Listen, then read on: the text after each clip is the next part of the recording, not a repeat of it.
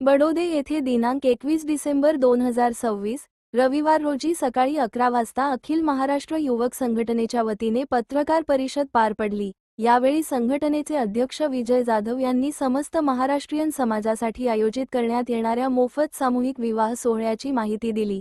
हा विवाह सोहळा 23 जानेवारी 2026 शुक्रवार रोजी आयोजित करण्यात आला असून तो संपूर्णपणे मोफत आहे। सध्या 7 नवदाम्पत्यांनी नोंदणी केली आहे।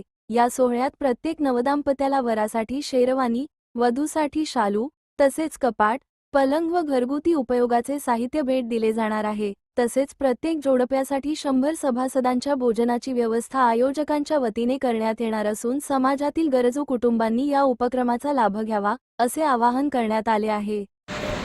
नमस्कार।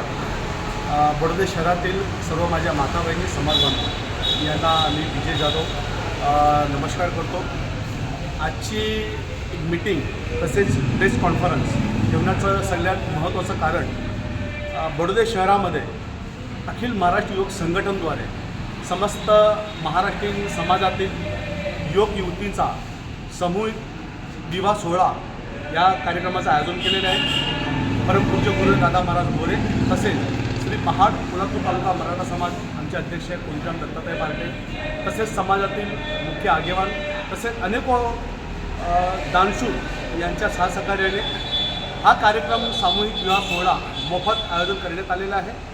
संपूर्ण कार्यक्रम संध्याकाळी 4 ते रात्री 11 वाजेपर्यंत पूर्ण होईल।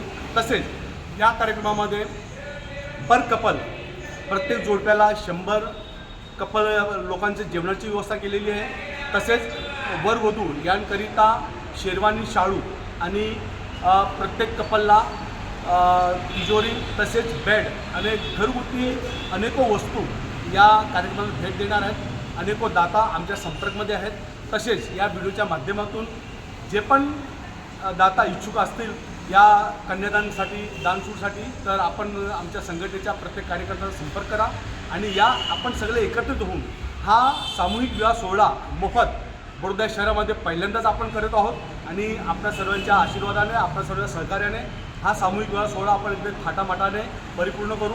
या आपण सगळे एकत्रित होऊन हा सामूहिक विवाह सोहळा गणपतीच्या आशीर्वादाने पूर्ण करणार आहोत।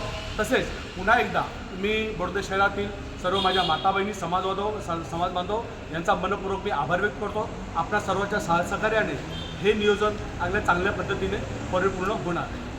धन्यवाद।